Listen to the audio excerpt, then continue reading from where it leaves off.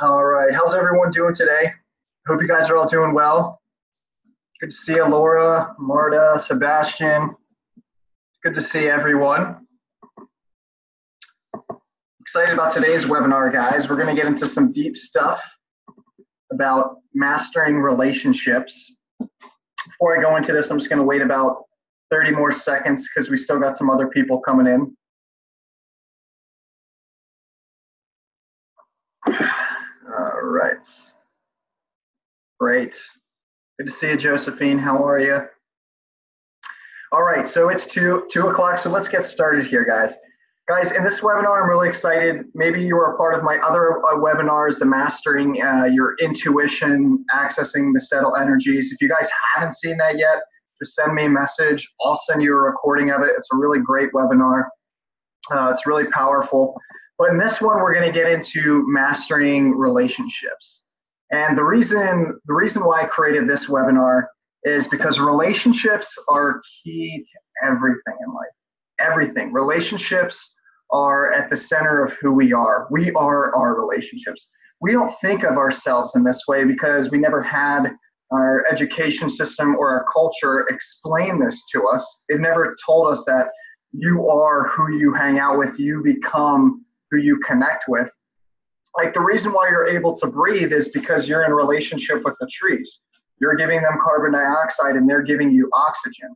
So life essentially is relationship, whether it's in business, whether it's in friendships, whether it's in romance. Every area and sector of your life is relationship.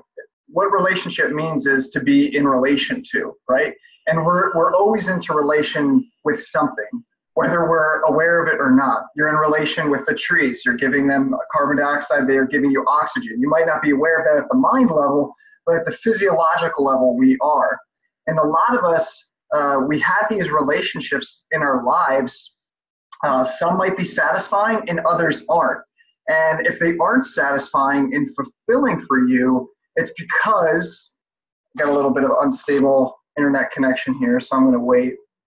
If you have relationships in your life that are unfulfilling, it's because you don't know the mechanics of relationship building, how relationship building works. For years, I had so many unconscious relationships in my life, and I just kept them there because I didn't know what else to do. I thought that was just normal. I looked at my relationships, my friendships, my romantic relationships, my family relationships. I looked at all these things as just things that were given to me, and that was it. But what I finally realized was that just like anything else in life, there's a system in place, and that system, you're either conscious of how that system is working and operating, or you're not conscious of how it's operating. And the more conscious awareness that you can bring to any system, whether it's a system of relationships, a system of business, whatever it is, the better your relationships will be. The better, more fulfilling that aspect of your life will be. So that's why I'm dedicating a whole webinar to just relationships, because they're vital. Relationships are everything. If you know the mechanics of relationships, how it works just in one area, like they're all very similar. Business, family, friendship, romance, they're all very similar. They all work pretty much the exact same way with a couple fine-tunements there. But if you can get the key principles down and the key mechanics, then what you'll find is that you have a much more fulfilling life. Awesome. So what do I want to get into first? Well, first, I actually want to cover just a little bit of some key principles here about relationships and how they relate to business. Maybe you guys, I released a YouTube video on this just yesterday, or it might have been this morning. I'm not sure when my assistant did it, but I covered in that video 3 important key principles. So I'm going to go into those. I'm going to go into those right now. So the first key principle here, make sure you guys can see all of me. I'm going to move this back a little bit. There we go. All right, there we go. So the first key principle that I want to get into today is on how we sell ourselves. And it's really interesting when it comes to this. Man, why did that? Okay, that's good enough for me. I'll bring it down just a little bit. There we go. How we sell ourselves. a lot of us don't realize that we actually sell ourselves in everything we do. And I don't mean selling in that cheesy, bad salesman way where someone's trying to pull one over your head. I just mean that we all have needs and desires and wants in our life in every area, and we go to great lengths to make those things happen. And we're either good at doing that or we're bad at it. Those of us who are bad at it, like I was for most of my life up until recently, was because I just didn't know the key principles. I didn't follow the rules. So every single game or system that you're in has a set of rules. And if you play by those rules, you're going to win the game. If you don't play by those rules, then life can become hard. So consider these principles rules in terms of building healthy relationships. And this more applies to business, but it doesn't just apply to business. Like I said, it also can apply to your family, your friends, your romantic relationships. So I'm going to get into the number one key that I learned here. So number one, don't oversell, over deliver. Now, what does this actually mean? So I'll give you an example from business, but also give you an example from my own personal life when it came to romance, so you guys can better understand this principle. So don't oversell, over deliver. What happens whenever we get in the beginning of a relationship, whether it's a romantic relationship, whether it's a business relationship, whatever it is, what's the first thing that we do? We put our best foot forward, right? On a deep level, we really want to sell ourselves in a way. We really want to come off as good. We want to come off as, whether it's professional or, we put on makeup, we put on nice clothes. We show up as our best self in the beginning of a relationship, right? Has anybody ever done this before? Have you guys done this before? Why do we do that? Well, we do it because we want to look good. We want to look good because we want something from that relationship. So what do? We put our best self forward. We put our best self up. And there's nothing wrong with that. That makes sense. However, the problem comes when if you put your best foot forward and then you start sharing you start sharing these other aspects of you that aren't nearly as good, those darker, more shadow aspects of yourself, that person gets upset. And then they get upset and they get disappointed and they get let down. And what happens? You hear this all the time. People say, oh, you are not the person that I expected you to be. Or, I had this in my experience. I remember I dated a girl, this was about 3 years ago. I really loved her. She was beautiful on the outside. Everything that she showed me on the front and the surface was awesome. It was like she listened, she cared for me, she was beautiful. But then as we started spending more time with each other, those shadow aspects started coming out more. And I was like, you are not the person that you presented yourself to be. And I'll get into that concept a little bit deeper. But the key here is don't oversell yourself in the beginning. Don't set your standards so high. You don't want to come off as this perfect, amazing, got everything right, got everything squared away person, because if you do that, you're going to set yourself up for failure.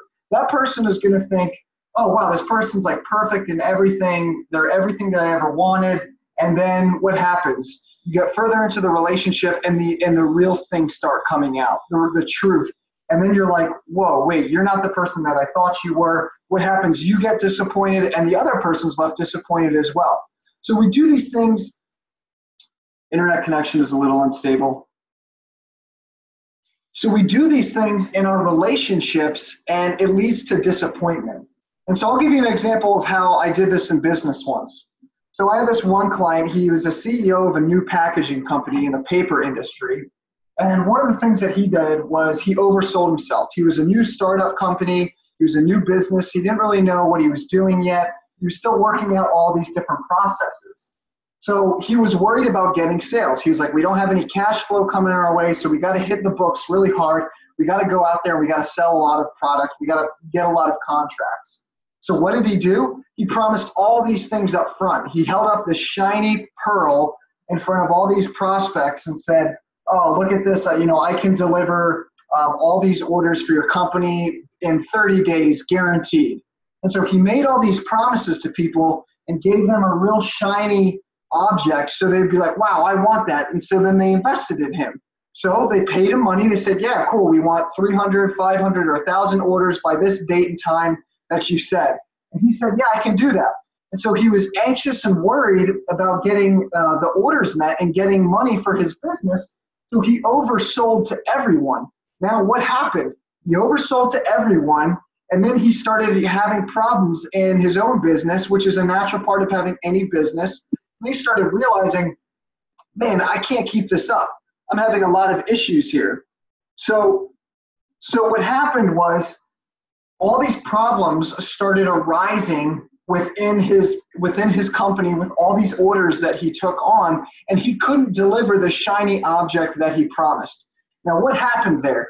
All of a sudden, all of his customers and his clients looked at him and they said, you promised all of us this, this, and this, but you're not really actually delivering.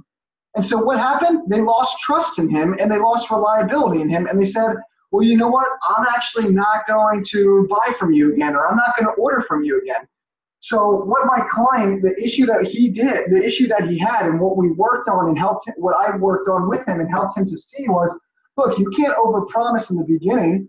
You can't oversell, because if you do and you don't deliver, then you're losing trust. People are losing trust in you, and they're losing reliability in you, and they're not going to become repeat clients, and they're not going to become repeat customers, and they're not going to refer you out to other people. So he was sacrificing long-term sustainability for his business for short-term gain. And that's what a lot of us do in our lives. We look for that perfect relationship out there. We find a person who seems like they have it all together. We love what they're sharing. We love what they're doing in life. We put it out there, and we show up, and we say, man, this person's great. And they say all these great things about them. And then we buy into it, come to find out that they're not the person that we thought we were. They're not the person that we thought they were. And then all of a sudden, we're left standing empty-handed and shocked with nothing. And so then we learn to distrust people. We learn to distrust relationships. And that's because of this principle right here. Don't oversell yourself, over-deliver. So what did I do with my client at the time? Well, I told him, look, don't set the standard and the bar so high. Don't promise your business relationships. Don't promise all these people that you're going to be this way. Because if you promise them that and then you don't show up that way, they're going to be hurt. So don't raise the bar too high from the beginning. Set it between being mediocre and really good. Right in that just good area. When you set it there and then you perform really, really well, what happens is the person is left being like, whoa, I wasn't expecting all this. You told me that we could get this. You told me that you could meet the orders. Let's say the company wanted 1,000 orders. You said, well, 1,000 is too much, but we can deliver 500 orders, and we'll deliver 500 orders in 30 days, not in 45. We'll deliver it in 30. Well, if you set the standard at just good, and then you over-deliver on that standard, and you deliver in a state of excellence, that customer or client is going to be blown away. So that's what I started doing with the CEO. I said, stop making all these false, empty promises, trying to oversell yourself. You're overselling yourself and saying that the light is really good, and you're going overboard, and then you don't deliver. People are going to be disappointed, and they're not going to want to do business or work with you ever again. So don't oversell, over-deliver. Deliver on value. Deliver value a lot more than people expected. Blow people's expectations out of the water. Set the expectations. Don't set the expectation bar all the way up here. Set the expectations at good, not amazing, but good, and then deliver with quality and excellence. And when you do that, a person will be blown away. So set expectations and then deliver above those expectations. It's a really key principle that if you want to have success in your life and business or in relationship, deliver on that. Set expectations at a good level and then over-deliver on excellence. And then people will be excited and they'll come back to you, and you'll have healthy romantic relationships and healthier business relationships. Awesome. That one gets me pumped up. All right, so what's the next one? And this really applies to business and any relationship in general. But I'm going to use examples in both. All right, what's number two? Number two, give value, get value. What does that mean? Give value, get value. There's an unconscious fear within humans, and it's a legitimate fear because we've all had people who have taken from us and not given back, that if we give value, people might not give us back value. So what do? We get scared to invest. We get scared to invest time. We get scared to invest energy. We get scared to invest money. If you want things in your life, whether it's a thriving business or whether it's an awesome relationship, you have to be willing to take risk. And what does it mean to take risk? Taking risk means you have to give value in order to get it. You can't just show up and not give anything and expect something in return. That is not how the universe works. The universe works in a very simple way. What you put into something, you will get out. It's a law of entropy, right? I think it's the second law of thermodynamics. It's a major law in science. It says energy can never be created or destroyed. What does that mean? It means whatever energy you put into the world, you will get back. But you have to put it in there in the first place. And so a lot of people, they're scared to put in energy into things. They're scared to put energy into relationships. They're scared to put energy or money into developing themselves or self-actualizing. They're afraid to invest in themselves or to invest in something else because they don't want to get screwed over. And I get it. If you've had past hurts or past traumas where you invested something and it didn't go as planned, then it is scary to do that. But you have to be willing to take risk. And now I could get into a whole other thing about managing risk and the best ways to look at how to manage risk so you come out on top, but that's a whole other video. But for now, I just want to talk about this: give value and get value. So how does this apply in business? Look at all the major businesses in the world. All big businesses know this principle and they apply it in their business model. They realize that in order for people to invest in them, they have to invest in people first. This is how I do things. I give away so much free content. I give away so much free stuff before I even ask anything from anyone. And the reason why I do that is because I want to show people that I actually care about their lives. I care about what's going on with them. I give value and then in order to get value. This was a big lesson that I had to learn. Before, I would just expect people to knock on my door and me offer a service for a sale. And then they would say, oh, cool, yep, we want this and here's the price. Now I never do that. Now I always give value before I even ask for anything in return. Big businesses do this. What is the guy, does anybody here go to a mall? Anybody go to the mall, shop around a little bit? You walk by the restaurants, what happens? At the Asian places, foreign people know this. They always have those trays, right, of like chicken, or you see this at the Chinese, Japanese, all the foreign Asian places that sell food. They always have that guy standing outside. And what does he have? He has like chicken. He has all this other stuff outside. And he's like, free sample. He gives away free samples. And what does that do? Oh, people test it and like, wow, this is really good. Okay, I want some of this. I'm going to buy something. They know that you have to give an experience or give value to people in order for people to give value back, value in the forms of money in this case. So give value and you'll get value. Not all the time, but a lot of the time you will. I'll think of another example of this, LA Fitness. LA Fitness does this great. They give away 14 free days at their gym before they ask you to sign on. They don't just give you a sales pitch right off the bat. Some places do that, but LA Fitness will say, yeah, enjoy our services for 14 days, and then they follow up with you after 14 days. So they allow you to try out their service before they even ask anything for it. They give you that. They give you that right off the bat so you can experience the value for yourself. Awesome. Guys, if you have questions, I'm seeing some questions come up on here on the side. Don't worry. We're going to do a live Q&A after this where we'll take the time and I'll answer all your questions. So don't worry about that. We'll get to that. Cool. So don't oversell, overdeliver, give value to get value. Now, how does this apply in relationships? And a lot of us, I know I talk to a lot of people, have been burnt here from narcissistic relationships. And I'll go into this dynamic a little bit later on in the webinar because that's like one section that I've dedicated, because a lot of us have fallen trap. I have. But so if you fall into that narcissist trap, that narcissist empath trap, it's probably because you gave so much value and you were never given anything in return and you feel empty after that. So there is this principle does have contingencies around it.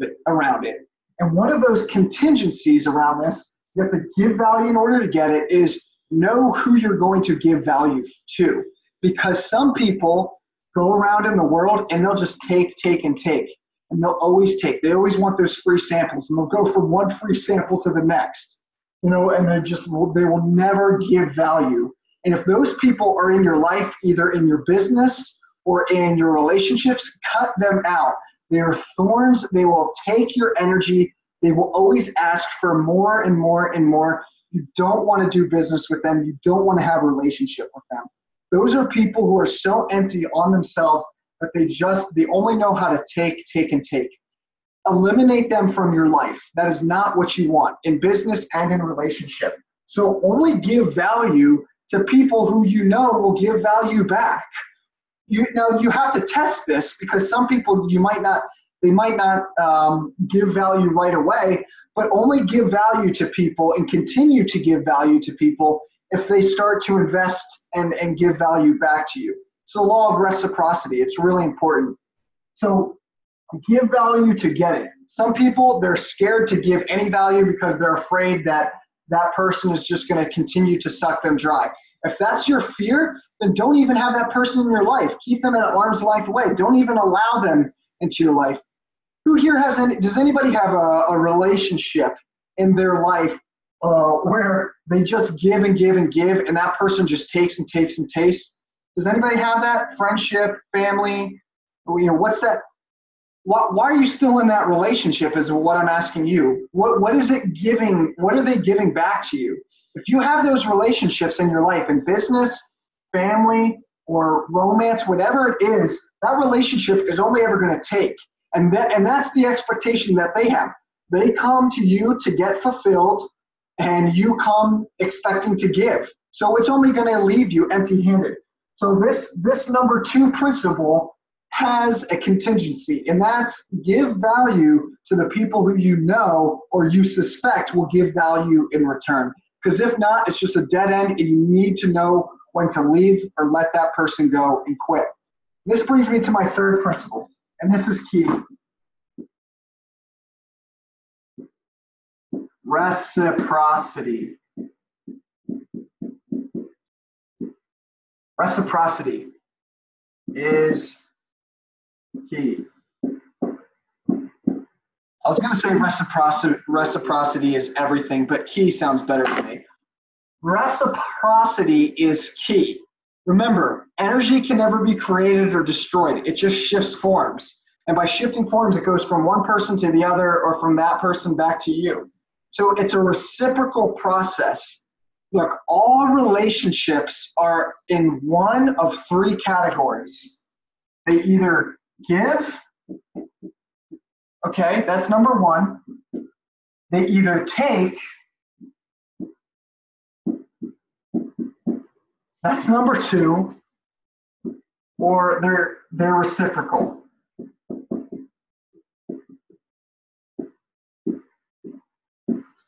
Give, take, or reciprocal. They either give to you, or they either take from you, or they give and take to you equally. Which one do you think you want? Reciprocal. Okay? My internet connection is a little unstable right now. It just comes in and out. So you want reciprocality. This comes back to number 2. Give value to get value. You only want to give value to those people who are willing to be reciprocal, who are willing to give and take. Okay, but before you need to test the waters, right? Because you're not always going to know the person who's going to just give back to you. So you do need to test the waters in there. You got to be willing to take that risk. But as soon as you know, whether in business or in relationship, as soon as you know a person isn't going to give and they're not going to be reciprocal, then you just need to eliminate that relationship out of your life. You just need to cut it off. You're doing them no good because they're just becoming dependent upon you, and you're doing yourself no good because you're just giving away all of your energy. and that's going to make you tired. So where was I going with this? Oh yeah, so give value to get value, reciprocity. Reciprocity exists in every area of your life. And a lot of the reasons why we give too much is a self-worth issue, okay? I'm going to go into this a little bit more of where this self-worth issue stems from. But before I do that, I need to bring some stuff up here. I need to bring up my list.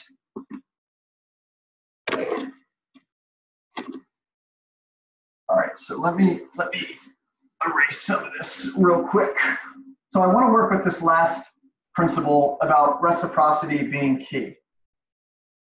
So we're talking about giving, and we're talking about taking, and we're talking about creating these types of relationships, right? These are the types of relationships that we really want, reciprocal relationships.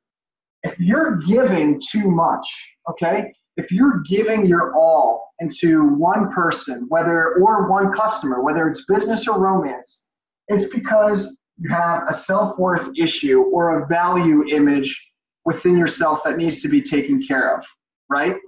So I'll give you an example of this. In one of my relationships, this was about a relationship I had about 5 years ago. It was an empath narcissist relationship. I was giving and giving so much, and this person was like a bottomless pit. Some people have traumas so bad, and they're so empty within their self because everyone else is taking from them, that they have no energy to give. They only know how to take, right? That's the only thing that they need to do. And that's because someone took early from them in their own life. So you want to be in the type of relationship that is reciprocal. How do you get there? Well, the only way that you can get there is you need to look at your own self-worth. And you need to see what it is that you're doing. If you feel like you're giving too much in your relationships, then this is what you need to do. If you're giving too much in your relationships, you need to look at your self-worth issues. Self-worth. Where does self-worth come from? What does self-worth even mean? Well, self-worth has to do with value. The value you perceive in yourself. And a lot of us, or at least I did, we grew up in childhoods where we weren't given that level of love, affection, and understanding that we need in order to develop an image of self-worth within ourselves. So for instance, I'll give you an example of this. I grew up in a home where I loved my mother, she loved me, but she had so many of her own issues going on that she couldn't give me the level of affection and love that I needed in my own life to develop a high self-worth or a high self-image of myself, to know that I had value to give in relationships. So what did I do? I always questioned my own self-worth when it came to a relationship. So when I would get into a relationship with another person, if anything went wrong, I automatically assumed that I was the problem because I didn't have any concept of self-worth. So if something happened and a person got upset with me, I immediately assumed, okay, well, if they're getting upset with me, then I must be wrong. I immediately assumed it was me. So I would look within and I would say to myself, okay, what am I doing wrong? What am I not doing right? I never thought that maybe I'm right and they're wrong, or maybe that it's not even about me being right or them being wrong. It's just that we have different preferences. And I'll get into that a little bit more. I don't want to go down that road too much. I want to stay around self-worth. So if you're giving too much, right? If you're giving way too much in your relationships, what's going on is it really comes to your self-worth. People who have low self-worth, they give so much of themselves because inherently they have a belief system that says, I'm not worthy. And this belief system stems from the lack of attention and feeling and love that they got from their first primary relationship, which was the one with their mother or their father. So where does this belief system stem from? I'm not worthy. So this is the belief system, right? Belief system. Okay. I'm not worthy. And so if you're not worthy, you question your value. So what happens, what do we do when we question our value? We give. We give and we give and we give and we give. We give over and over and over again. And guess what happens? It exhausts us. We get so tired, right? Have you guys been here before where you just give and give and give and you expect to be given something back, but that person doesn't give back. They just keep taking. So if you're in this type of relationship, whether it's in business or whether it's in romance, if you're giving and giving and giving and you're exhausted and you're tired, it's because you have self-worth issues. And those self-worth issues stem all the way back to childhood with your primary caregiver, your mother or your father, and it comes down to worthiness. And they just didn't give you enough affection or love or stability or consistency when it came to that affection and love. And so where does that bring us to? So this is the belief system, right? I'm not worthy. And because we don't feel worthy, unconsciously what we do is we give too much. And when we give too much, we feel exhausted. And then when we feel exhausted, we call off the relationship and we say, okay, I'm in so much pain. I feel so empty. How did I get caught up in this type of relationship? I'm so depleted. I have nothing left to give. So where do we go? Where do we need to go? What's the solution to all of this? Well, we need to go back to our primary caregiver relationships with our father and mother and see the initial pattern that was put in place. And so what is that pattern? So I'm going to draw it over here in a different colored marker because I'm kind of all over the board. Pattern. So the pattern starts in childhood, right? The pattern starts with our first primary relationship.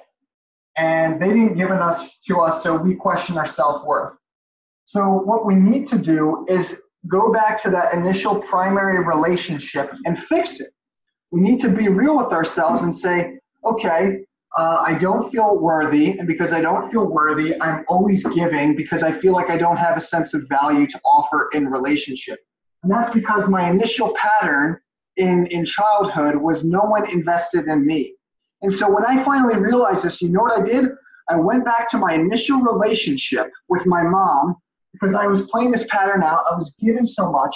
I went back to my initial relationship with my mom and I said, Mom, I felt like you never were the loving, kind, and caring person that I needed. I felt like you weren't there for me to the level that I needed. And when I finally let go of that burden and I finally said that, I felt a relief and a wave off of my shoulders because that was the truth. That was how I was really feeling. And so I closed that loop. I closed that pattern. She said, I'm sorry, I couldn't be the person that you needed. And this is the key thing we need to recognize, guys. Our patterns that are laid down in childhood form the basis for how we function in our entire life. So our original pattern, childhood patterns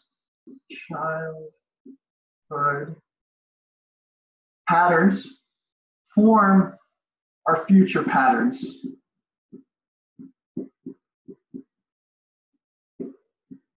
So if we want to have new, better future patterns, we need to go back and see what patterns were created unconsciously, or whatever we were birthed into, and this is the whole concept of karma, what patterns came in and were established in our childhood, and how can we close those patterns out? How can we close those loops? And so I want to go into something really key here when it comes to patterning, all right? And it's related to trauma.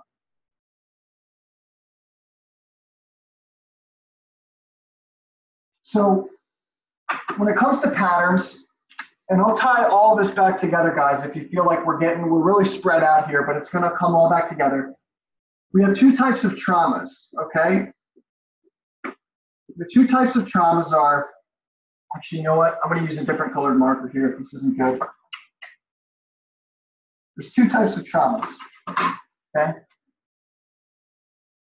No, that's purple. Let's use blue. Blue's good. Traumas.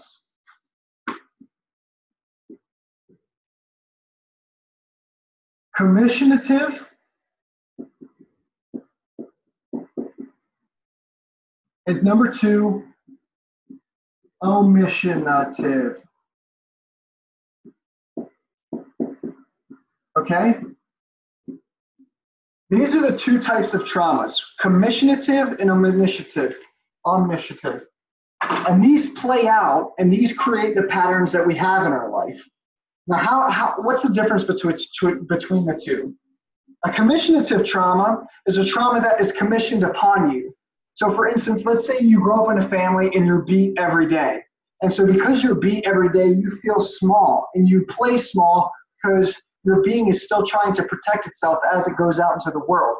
So you don't speak up, you're quiet, and that greatly affects who you become in the future. So because you have that commissionative trauma, I had a lot of physical abuse as a child, so I put up a lot of defenses. I got jacked, I wanted to protect myself. So commissionative traumas are commissioned upon you, right? And then your being responds to that in a certain way. Now, what's an omissionative trauma? An omissionative trauma is a lot more trickier and they're harder to identify.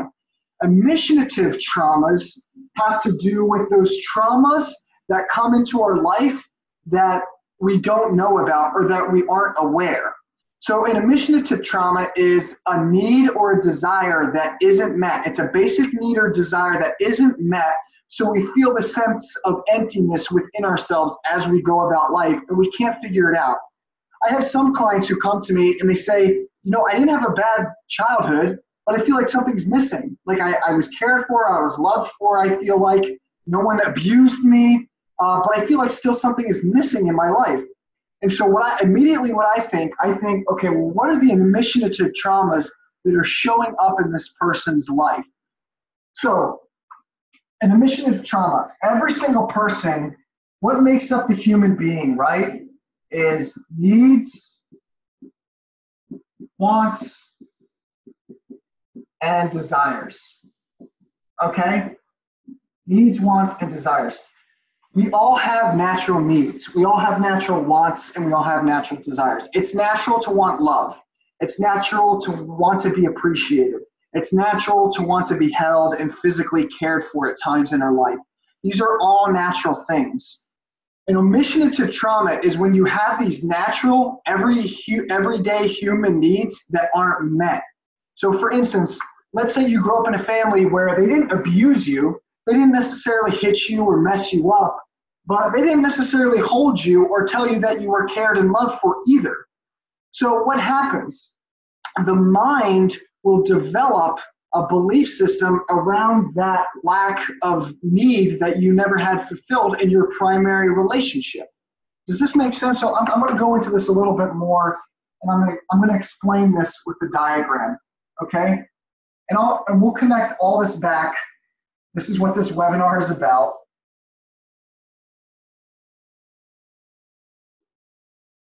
So what is a human being, right? So we're going to get into this concept of omissionative trauma, needs, wants, and desires, and how this stems back to a lack of worth or value, right? So here's the self, and the self is at the center. So you have the self here, and outside the self is your environment. Environment.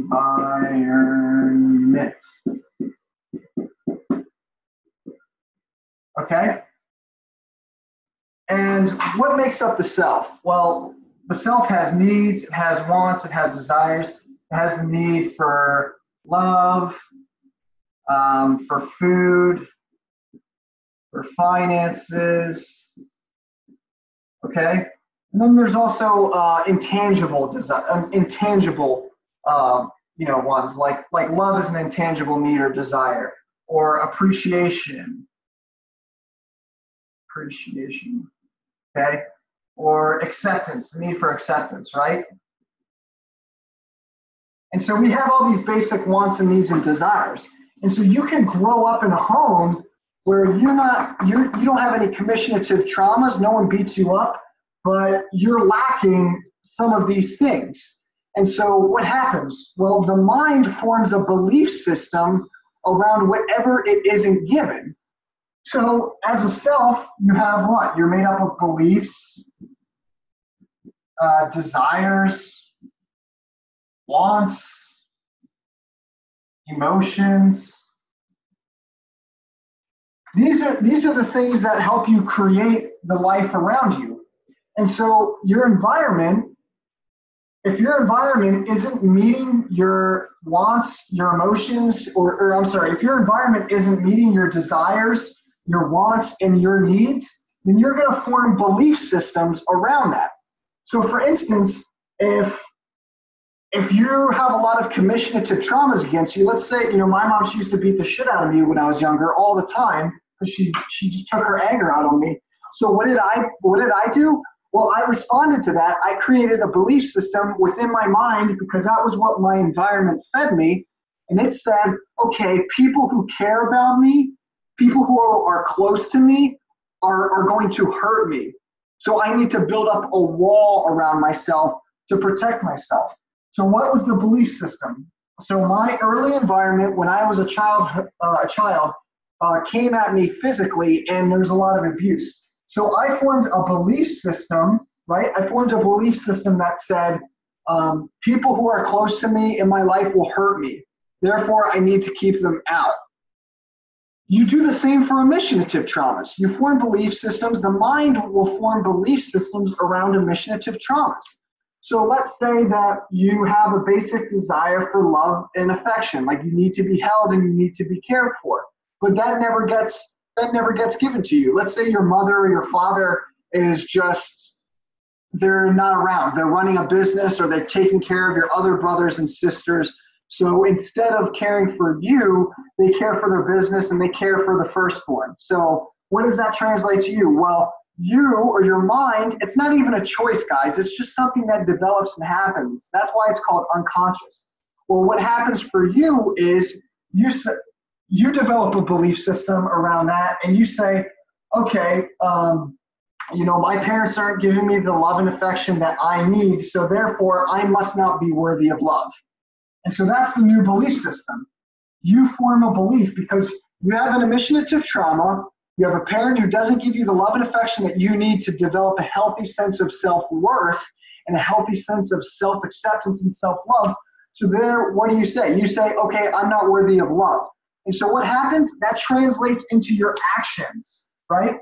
And with your actions, you create the universe or the world around you, right? And so if you're not given that value, if you're not given that love or that worth, I know I'm repeating myself here, but I really want this to click for you guys. You form a belief system, and that belief system makes you form certain emotions, and those emotions drive you throughout life. So then what do? You give, and give. So you have this belief, I'm not worthy of people giving me love or affection. So what I'm going to do is I'm just going to give and give and give so much value. And then what happens? You give until you're sucked dry, until you have nothing left. Oh, I'm talking a lot here. So what are you left with? You're left with a poor sense of self-worth. You give so much value, and then you do that and you repeat those patterns in the relationships until you finally learn the lesson. And what is the lesson? The lesson is the only person who's going to give you value is you, right? The only person who's going to give you value is you. You need to learn to be self-sustainable and say, okay, I have value. I have value within myself. Once you come to believe that, then people will invest in you. And so how do you even make that switch? How do you actually believe and create a sense of self-worth and self-value? Well, there's two things you got to do here. One, you got to be willing to take risks and go into those relationships and find someone who's going to invest in you. Once you feel like a person, once your being has the experience of being invested in, and once you get that investment, that'll change your belief system. You'll say, wow, wait, I do have value. Then you can give value to other people, and then you have a higher sense of self-worth. So I'm hoping you guys are seeing the connections here. Is this making sense to you guys? Do you guys get this? Are you seeing all the connecting pieces? So I'm gonna go back to this. I'm gonna just start over and draw a map from all of this, okay? And bring this into final review and final understanding, okay? So here it is. You have yourself, okay, so here's the self, right, the self. Here's your environment, okay? Your environment, okay? And what makes up the self? The self is made up of the environment and your relationship to the environment. So the self is made up of the inner qualities of needs, wants, and desires. Needs, wants, and desires, okay? And we all have basic needs, wants, and desires. And so early in our childhood, in our early environment, some of those needs, wants, and desires will be met and some of them won't. And the ones that aren't met will create a low sense of self-worth.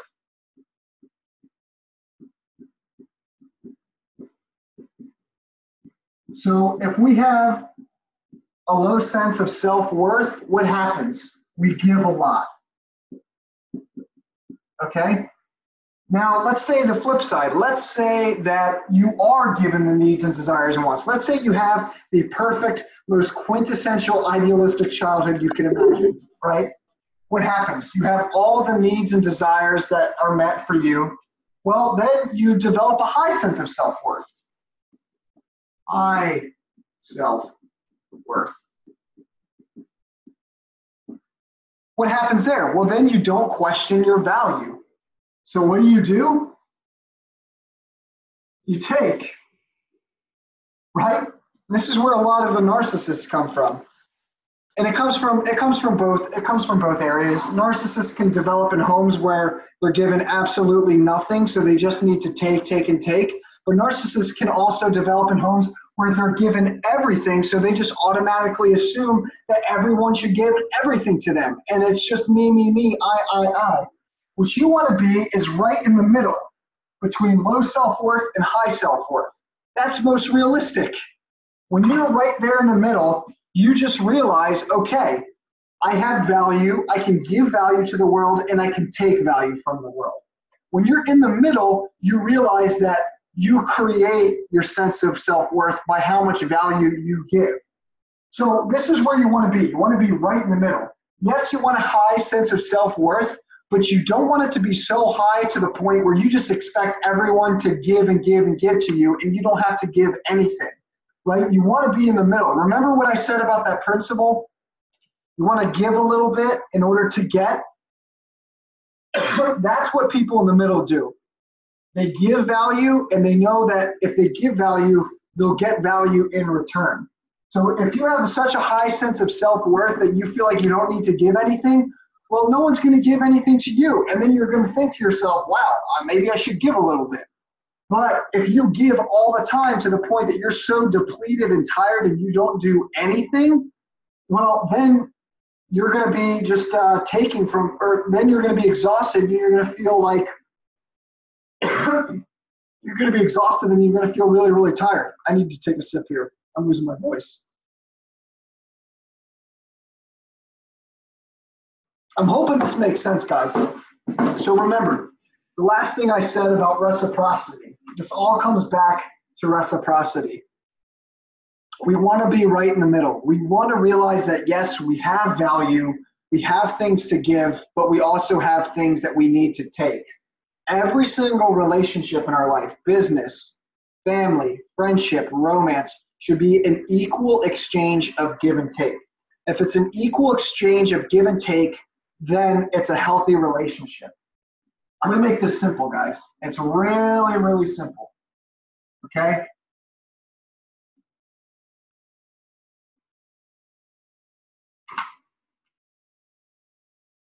Relationship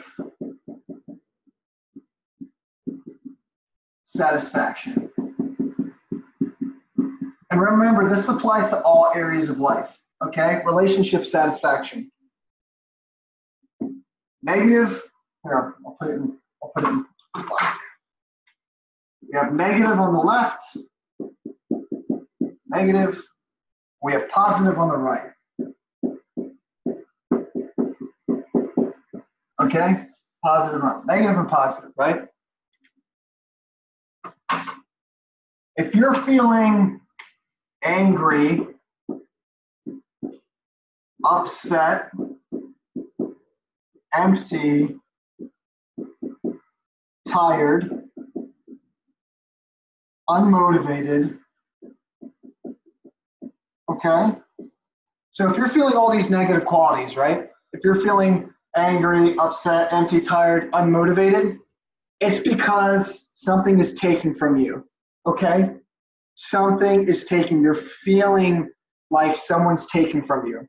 It's because all these symptoms, guys, the symptoms of anger, the symptoms of being upset, of feeling empty, of feeling tired, of feeling unmotivated, all these are symptoms of someone taking from you and not giving back.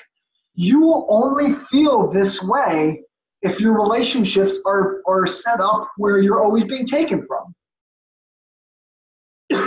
Your emotions are not these random things. They're indicators of how your life is functioning outside of you. Remember what I said about the self and the environment? The self is right here in the middle and the environment is around it. It's like a donut, right? Here's the self, here's the environment. Emotion that you're experiencing in your body is nothing more than energy and motion. So whatever is happening in your environment, you are feeling within your body. So if you are feeling all these things within your body, upset, anger, tiredness, you're unmotivated, that means your environment is taken from you and you need to turn it around. If you're feeling positive, fulfilled, balanced, grounded, happy, joyful, right? Notice all the full there.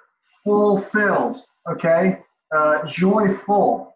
If you're feeling happy and you're feeling fulfilled, then that means that things are being given to you, or that means that your relationships are in balance. It's reciprocal, right? It's like this. Happy, happy. It's reciprocal. Reciprocal. Reciprocal. This is what we want in all of our relationships. Guys, this is how everything in the world or in the universe works. Everything is reciprocal. Everything is recycled. Look at every single major science system or in the world. What happens? It rains or it snows, that falls onto the ground, that flows into the ground, that goes to rivers, rivers go to streams, streams go to lakes, lakes go to oceans, and then it evaporates and it goes back up into the world, or it goes back up into the air. It's a reciprocal process. Energy is never created or destroyed, it just changes forms. Guys, that's how our life works. It's the exact same way. We are connected to the world. So if you're feeling fulfilled, balanced, grounded, happy, and joyful, good. You have your relations set up around you in this reciprocal form. If you're feeling angry, upset, empty, tired, or unmotivated, then you need to look at your life and see where reciprocity isn't happening. It's only going to leave you upset, angry, and confused. Does this make sense, guys? Hoping this makes sense. Hoping you're getting it. It's important work. Cool. All right, so we got the relationship thing. All right, so now before we get into some of the myths, I want to talk about some myths here. I'm only going to go for about another 5 minutes. I'm going to cut this short.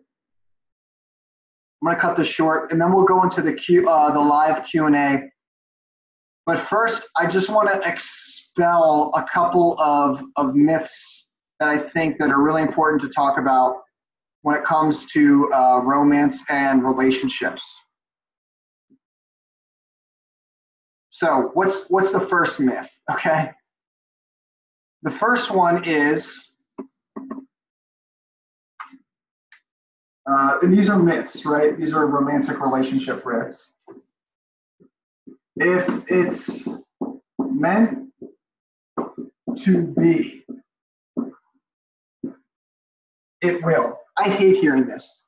This is people tell me this all the time, and I can't stand it when I hear it. It drives me up a wall, okay? All relationships are created. Anything. It takes time, energy, and effort. People come to me and they say, oh, well, if it's just meant to be, it will be. That's not true. If it's meant to be, it'll just be. No, you create it. Guys, everything in your life you create. Your business, if you don't constantly focus on building your business, it's not going to grow. If you don't constantly put time and energy and resources into your relationships, it's not going to grow. So many people give up. They say, oh, you know what, like the relationship just fell apart. And I ask them, well, what do you think made the relationship fall apart? And then they say, oh, well, I wasn't, the person just stopped giving. They just stopped caring. I said, okay, so they stopped caring. Well, did you stop caring? Were you giving and investing in them just as much as they were giving and investing in you? Well, no, not really. Well, okay, well, there's your problem. It fell apart because you allowed it to fall apart. You stopped giving. Everything is, remember, everything you create it. You give and you take. So however much you put in, however much energy you put in, that'll come back to you.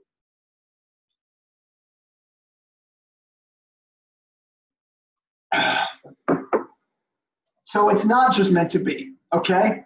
It's not just meant to be. It comes down for how much you put in. What you put in, you'll get back if you're investing in the right person. So it's key to remember to invest in the right person, in the right clients and customers, but also in the right relationships, because you don't want to get that person who's just going to take because they're empty.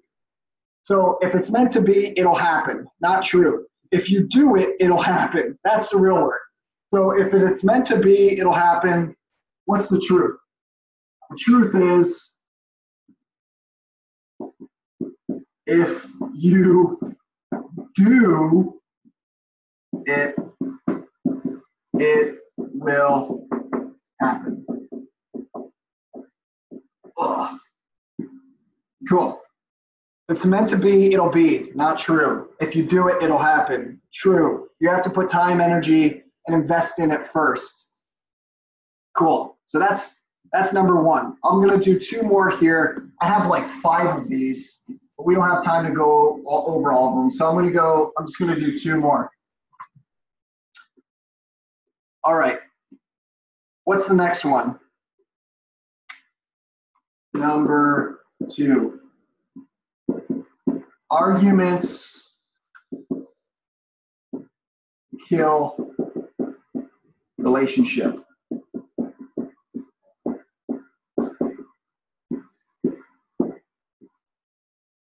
Arguments kill relationship. Not true. Arguments do not kill relationship. Wanting to keep the peace all the time kills a relationship. Blame shifting, blaming other people through arguments, that's what kills relationship. Productive arguments is what you want. Arguments are necessary and vital in life. They're unavoidable. Conflict is a natural part of life. A lot of us look at conflict as something bad and we don't want to do it. We don't like it to experience it, so we try to avoid conflict. Do not try to avoid conflict in your life. Try to avoid blame shifting, okay? Arguments kill relationships. That's not true. Arguments can actually fortify relationships. So what's the real thing? Productive arguments. No, I'm going to say blame shifting. Blame shifting arguments kill. Blame shifting arguments kill relationships. Okay? You want your arguments and your conflicts to be productive. Have you ever seen people, they just fight for the sake of fighting? They just blame, oh, I blame you, you blame me. And it's just this cycle and it's this pattern. It doesn't do anyone any good. Blame shifting is what kills relationships. Okay? Blame shifting, you just put the blame on the other person instead of taking full responsibility for what's in control. Remember how I said you can create relationships how you want to? It's how you show up and what you put into the relationship. Arguments don't kill relationships. Blame shifting arguments kill relationships. What you want is productive arguments, okay? So what are productive arguments? You come to, let's say, all an argument is, guys, is this. Man, I just have too much to say. All an argument is it's one person saying, hey, I'm not having a need or a desire met, and I need that need met, and I'm expecting you to fulfill that need, and you aren't. That is all an argument is. An argument is you not having a need or a desire met in the relationship that you unconsciously expect to have met. And so what happens? You just come at this person and you say, you're not meeting this need, you're not meeting this desire, and I'm upset and I'm pissed, and it's your fault. And that gets me into the next thing versus expectations versus agreements. I'll get into that a little bit after this, but I'm just going to stick with this last principle. An argument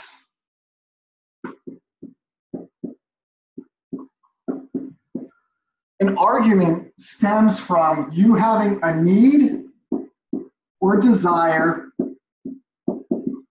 and that desire is not met by another person, okay? And so what happens? You blame the other person, right? You say, I have this need or I have this desire, and you're not meeting it, so it's your fault. Wrong. It's not their fault, it's your fault. It's my fault. I used to do this all the time. I would just unconsciously expect a person to know what it is that I needed or desired. Life doesn't work like that. They can't read you I believe in telepathy, but I don't rely on it. So I don't have my partner just automatically assume that I don't assume that they know what I need. So how do you avoid arguments? You communicate. You communicate your need or desire to your partner or that person, okay? You communicate the need or desire to that person, and then you ask if they can meet it. Instead of unconsciously expecting, right? Expectations are the worst things you can have, okay? People expect things all the time in their life. Don't expect anything. Make an agreement. Do this in business, do this in your relationships, do it in everything.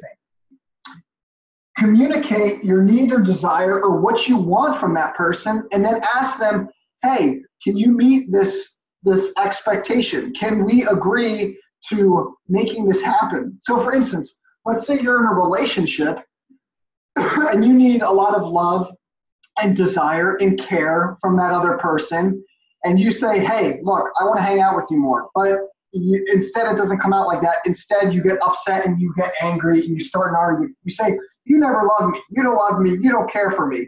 And the other person's like, shit, what's going on? And so you start getting mad and you start blaming them. Well, all that's happening is you're having a need or a desire that you didn't consciously communicate to that other person. And so they get caught off guard, and then you get in a conflict, and then next thing you know, you don't even know what you're arguing about. It's because you never made an agreement. So how could you do it the other way around? Instead, you could show up and you could say, hey, you know what? I want to feel loved. I want to feel cared for. And so if I want to feel loved and cared for, then this is what I need. I need us to be able to have one night a week for 2 hours where we just sit on the couch together and you give me a back rub and you tell me how much you love me. Sounds needy? No problem. It doesn't matter. If that's what you need to feel loved and cared for, then communicate that and tell them that. And then ask them, can you make an agreement to that? I'll give you an example of this. So my partner right now, I mean, some days I'm just tired, I'm exhausted because I'm doing so much work with clients and webinars and all that other stuff, that I just want to sit down with my partner and I just want to be cared for and loved. I just want to lay down on her chest and it feels really nice and just get that sense of love and affection. So what do? I say, hey, look, probably about like once a week, I just need for you to just listen to whatever I have to share without even commenting on it. and I just need for you to show me that you really love and care for me, and this is how we do it. And I just need 2 hours of this. Can you agree to making that happen once a week? And then she either says, yes, we can make that happen, or no, I can't make that happen. So what you need to do is look at your relationships and see where you have expectations. Expectations. Look at your relationships and see where you have unconscious expectations, okay? And move those expectations from expectations to agreements, okay? When you move them from expectations to agreements, what happens? Miracles happen. Because no longer you're getting upset or fighting over that person or expecting them to give you what it is that you want. You're making an agreement, okay? So how do you avoid arguments? Well, arguments they're always going to happen. But the best way you can navigate in an argument is say, okay, I'm really mad at this person. Why am I mad at them? Okay, I'm mad at them because they're not meeting a need or a desire that I need fulfilled. Okay, what need or desire do I have that they're not meeting? Okay, it's this, the need to feel loved and cared for. Okay, what would help me to feel loved and cared for? I just need to be able to sit there for 2 hours and they give me a back rub. Then I'll feel needed and cared for and loved, and then I can go about my merry way. Okay, what do I need to communicate to my partner? Hey, partner, or Janine, or Kim, or whatever your name is. I love you and I care for you, but I need to have a back rub or a massage once every week in order for you to feel like you love me. Can you agree to making that happen? You can, cool, bam, no problem, no argument about that ever again. So expectations and agreements, this is what we want to shift it from. We want to shift from unconscious expectations, from assuming our partners and all of our relationships knowing what it is that we want, and we want to bring it into agreement. Hey, can you agree to do this for me? The more you shift away from expectations, which is unconscious, to agreements, which is conscious, the less arguments you'll have and the more productive your own relationships will be. Awesome. Okay, cool. I'm finally done talking. Whew, that was a lot of talking. I'm excited just to listen and hear your guys' questions. All right, guys. So we got about 30 minutes for questions here. So let's go into the live Q&A. We got a lot of people here. So guys, what questions do you guys have for me in regards to this? I'm sure you guys got a lot. We went over a lot of stuff. So if you got a question, just type it in there on the chat, on the Zoom group chat, and we'll go into it, and I'll bring you live here, and you can ask it for everyone else. So what kind of questions do you guys got? All right, let's see. All right, I'm gonna go to Maham. How you doing, Maham? Is it okay if I bring you on here? Yeah, sure. Can you hear me? Yeah, I can hear you just fine. So you're live, everyone can see you. Hey, everyone.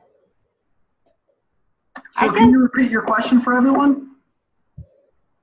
Oh, which one? There were two of them. Yeah, whichever one you want. Okay. I think the second one first. Okay. Do you have the questions in front of you right now? Yeah, I have a couple here. So I hear. I think it's something like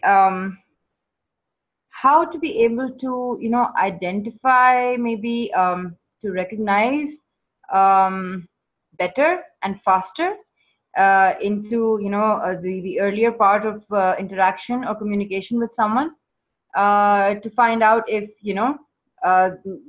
that won't be just another case in a series of, I don't know, draining relationships of any sort. I mean, could be any sort of a relationship, sometimes even a friendship maybe.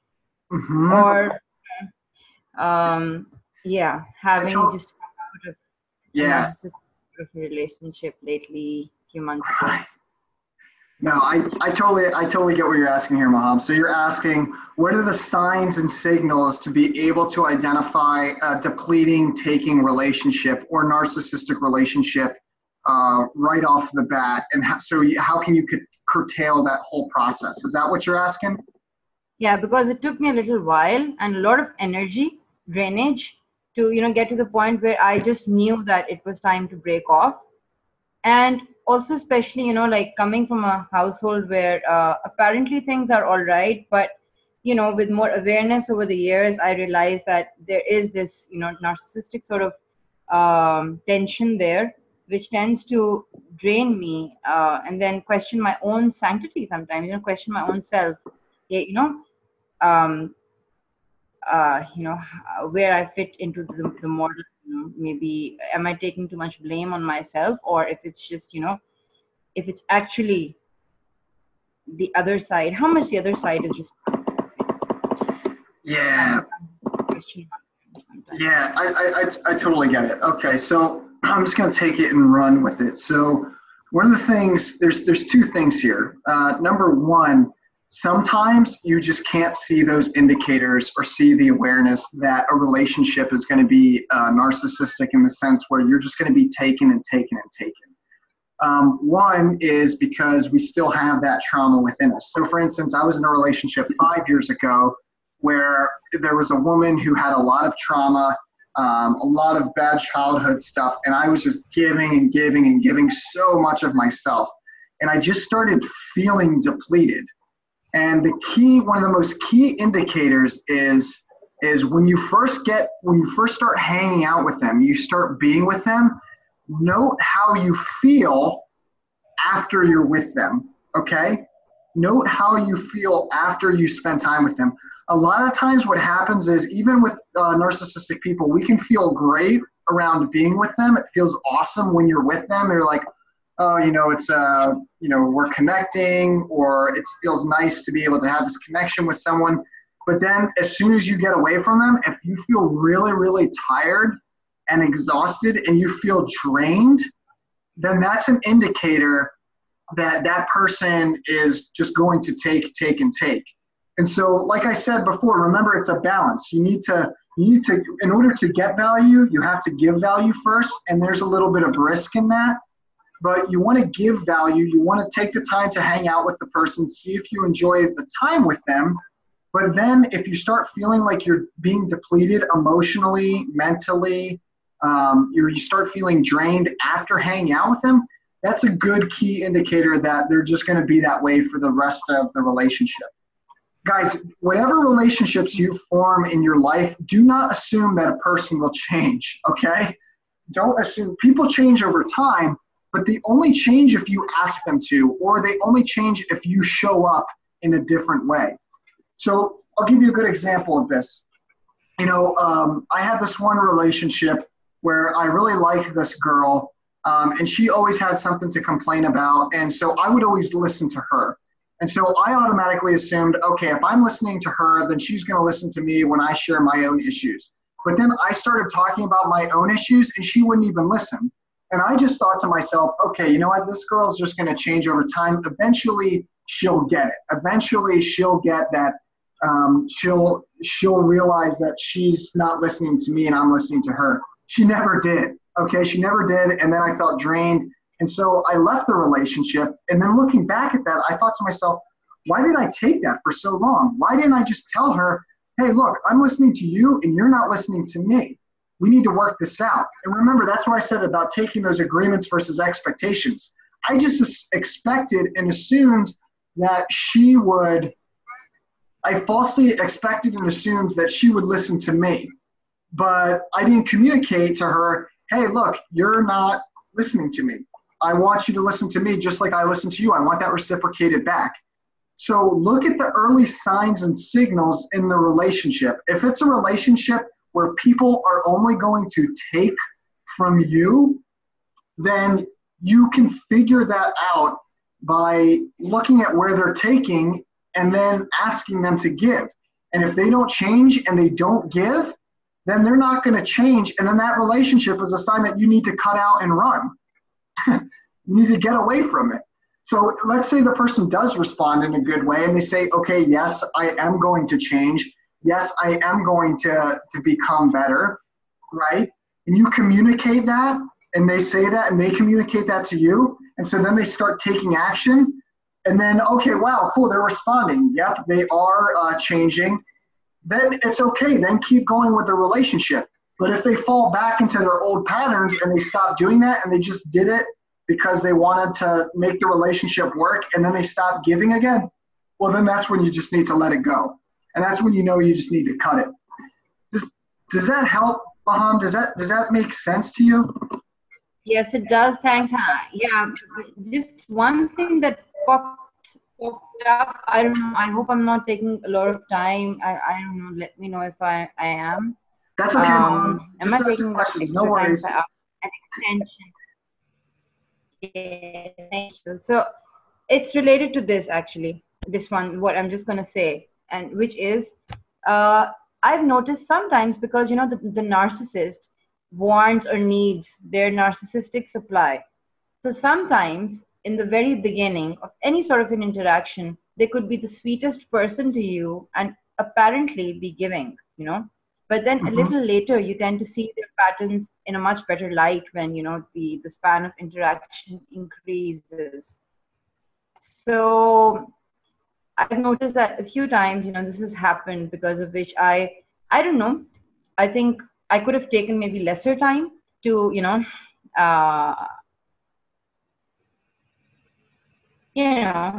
be better convinced of, a certain draining pattern, but maybe it took me slightly more time. So now, or also maybe now, I've gotten more cautious within myself as well. So I don't want to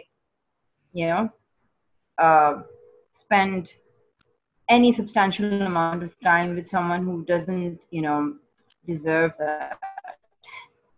Yeah. So, Yeah, I totally understand what you're saying, Maham. So like I said before, if you don't want to spend and waste all that time and energy with the person who's not willing to give back to you after you give, then you just need, this is where honesty comes in, and we just need to be honest with ourselves and honest with the other person, saying, look, I'm giving to you. I don't feel like you're giving in return. I don't feel like this is an equal exchange. Are you willing to change? And if that person says yes, and then you can test that out and see if they do change. And then if they don't change, then you just leave it behind. And it's not that easy. I'm making it sound really easy, but I know when the emotions are involved, it can be really, really hard. But honestly, what finally led me out of that pattern in my own life, in my romantic relationships and my business relationships and all areas of my life, it just got to a point where I said, I'm not going to do this anymore. I'm not going to give and give and give and allow a person to drain me. And sometimes it's just a pain thing. Sometimes we just need to get in so much emotional pain. It doesn't have to work like this, but for me it did, at least. I just got to the point where I was in so much pain where I was like, I can't keep continuing these patterns again. I can't live this way anymore. I hope that helps, Maham. Yeah, thank you. Yeah, absolutely. Thanks for joining and asking those questions, and thanks for having the courage to come on and show your face and be honest. I know that's not always easy. Awesome. So I'm going to go to Nick. Nick, do you mind if I bring you on here, Nick? Go ahead. Awesome. Good to see you, Nick. How you doing? Good. How are you? Good, good. Can you repeat your question for everyone? Yeah, the last one? Yeah, just the last one there would be great. To prevent giving too much, should I go back to my childhood and figure that out first, assuming that's the reason?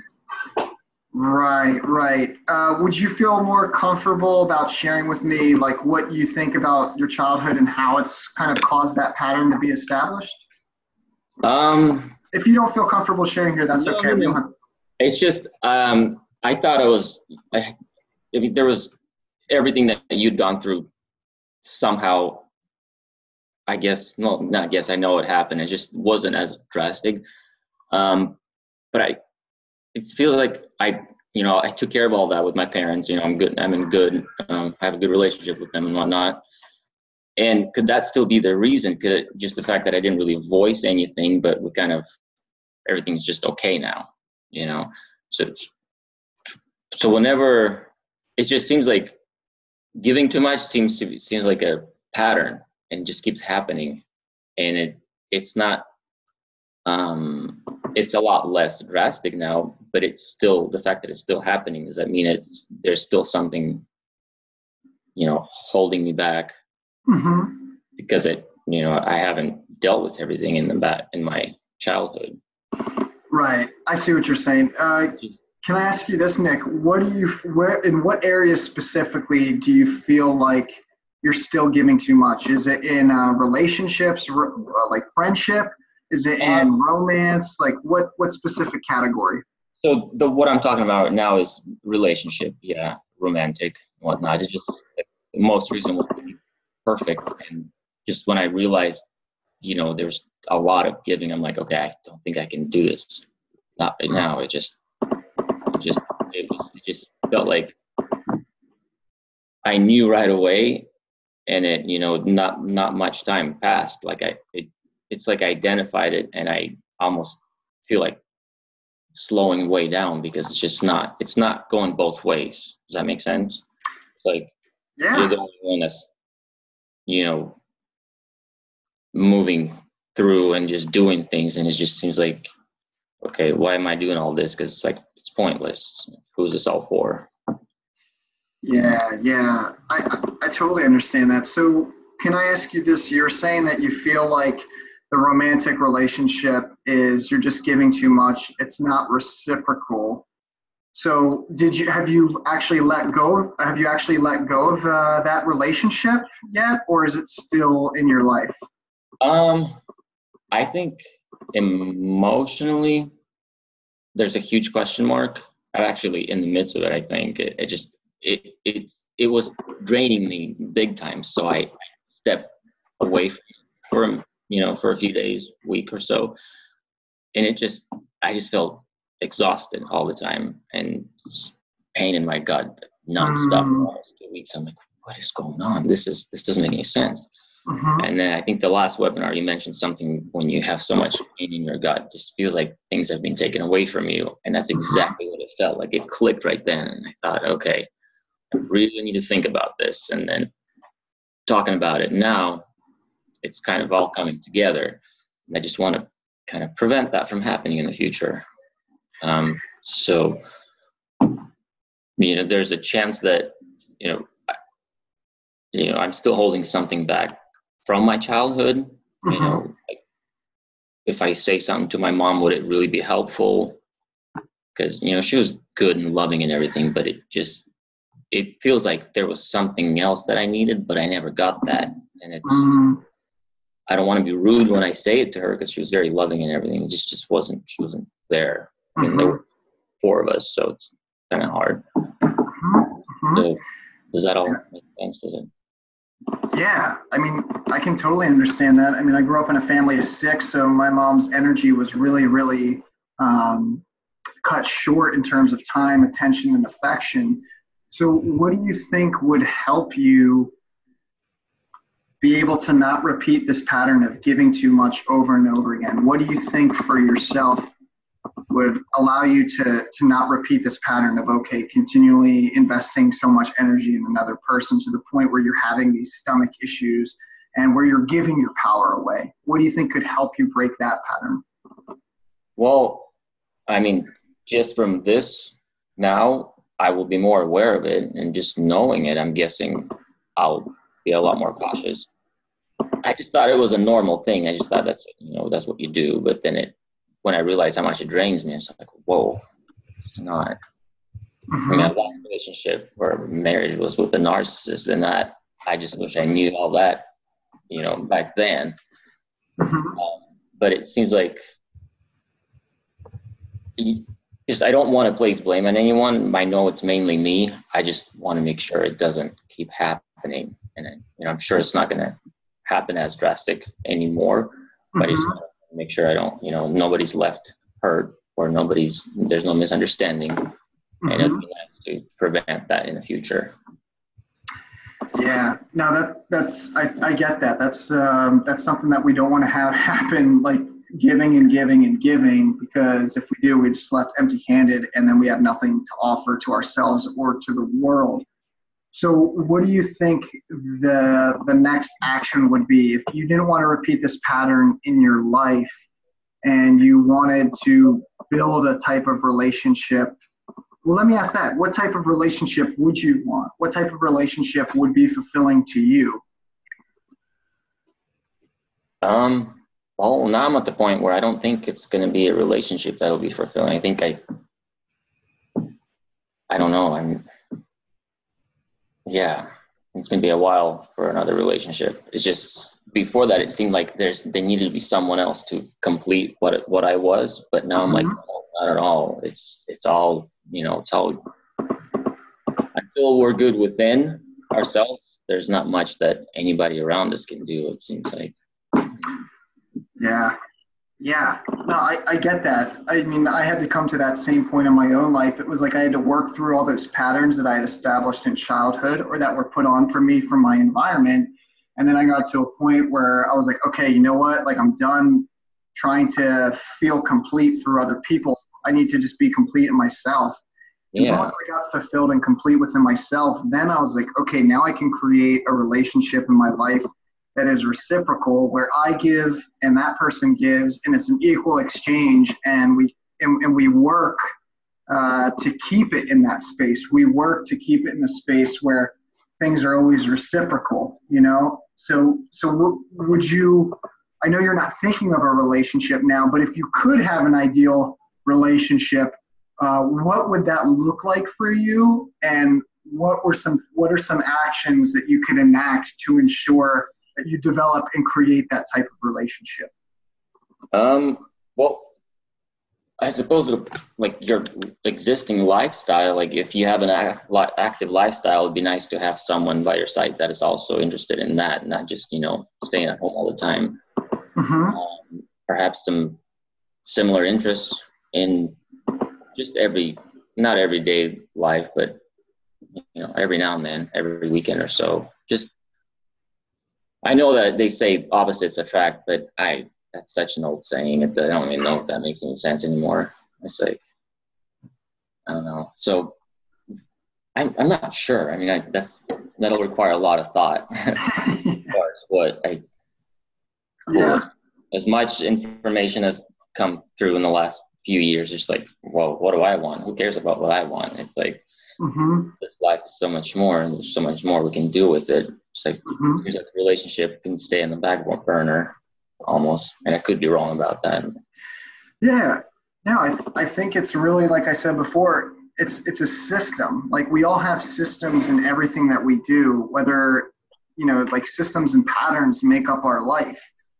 We wake up at certain times, we eat at certain times, we make love at certain times. Like, everything I feel like is a pattern. And so if you want to create a certain type of relationship that gives you joy and fulfillment, then you need to build, I think, the proper system in place to make that happen. And like I said before, it's like giving energy and making sure it's a person who's going to invest and give and return equally, coming to agreements, saying, okay, we're going to agree to go out on a date once a week, so we can reestablish our relationship. Relationships take work, and you always have to invest. Make an agreement with the person, hey, we're going to invest in this equally. And if one of us feels like we're not investing in this equally, then we're going to have to make a new agreement. So how I view relationships now is very different how I used to view them. I used to view relationships as something that was just like, you feel this way, and then because you feel this way, you just do this action, and then you leave up to the universe, and if it's meant to be, it'll happen.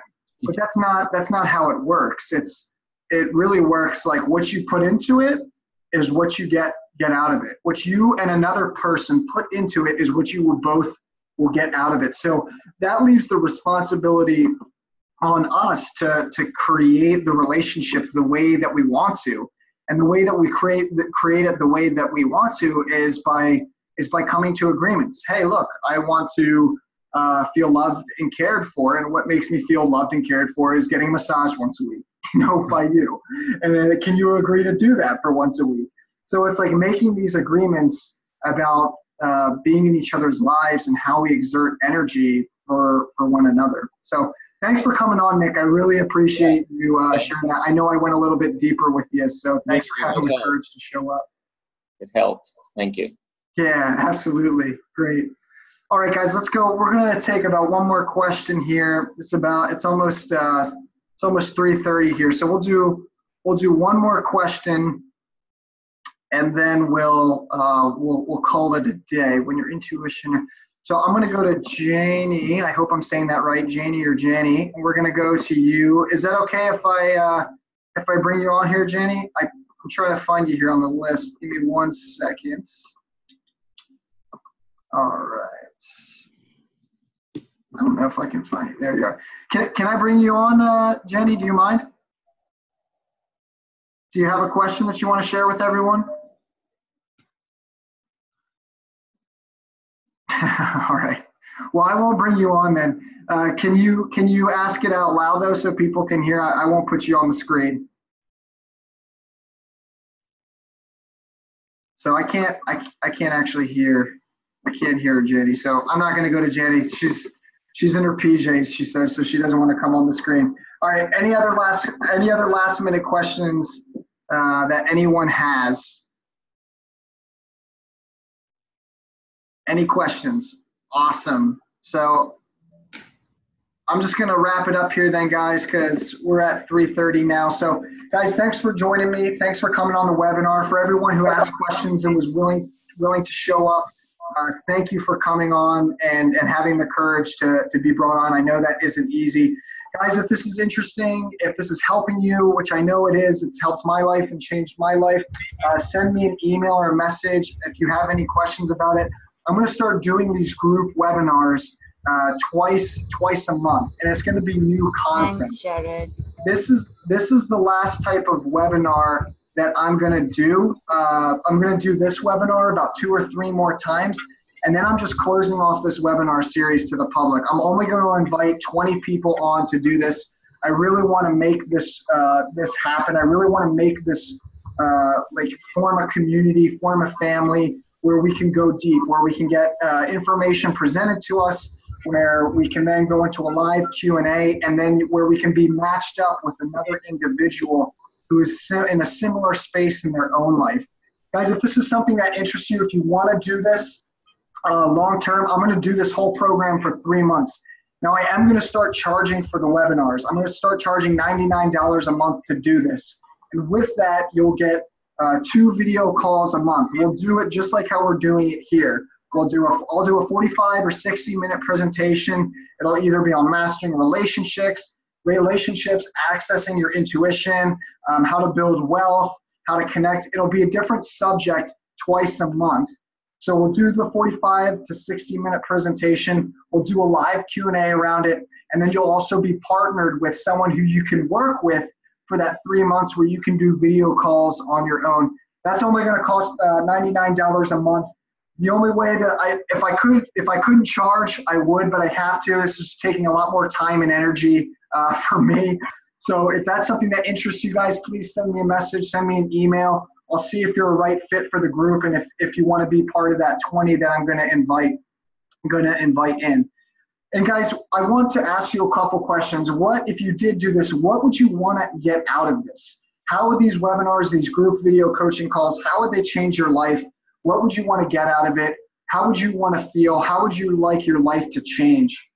So if you feel like this is something that's going to allow you to grow, which I know it will, because these types of group coaching events really changed my life. I just want to ask you, what would you actually want out of it? And feel free to send me that. I want to hear your guys' answers. I want to see how this is going to help you grow, how it has been changing your life. So please send me the feedback if you want to be a part of this. I'd love to see what you guys have to say about it. All right, guys. So the next webinar I'm going to do, that's going to be in September. It'll be in the 2nd week in September. I'll do the 2 webinars in the 2nd week of September and the last week of September. So it'll be the 2nd and 4th week. Those will be 2 wholly new webinars. Now I will run this Mastering Relationships webinar 2 more times, but then after I run this webinar 2 more times, I'm closing it off, and I'm just going to pick that final 20 to be a part of the group. Great. I look forward to seeing you guys again soon. Feel free, if you have any questions, anything at all, just send it to me, and I'll get a response to you guys as soon as I can. Thanks for everyone for showing up. I appreciate it. I wish you all the best. I'll see you guys soon. Bye now.